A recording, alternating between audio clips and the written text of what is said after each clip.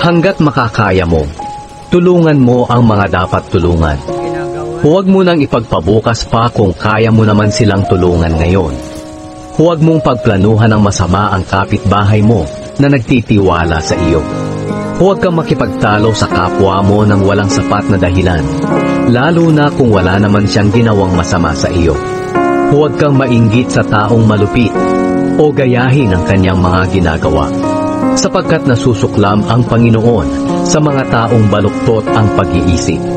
Ngunit nagtitiwala siya sa mga namumuhay ng matuwid. Isinusumpa ng Panginoon ang sambahayan ng masasama, ngunit pinagpapala niya ang sambahayan ng mga matuwid. Hinahamak niya ang mga nanghahamak ng kapwa, ngunit binibiyayaan niya ang mga mapagpakumbaba. Ang mga marunong ay pararangalan, ngunit ang mga hangad ay ilalagay sa kahihiyan.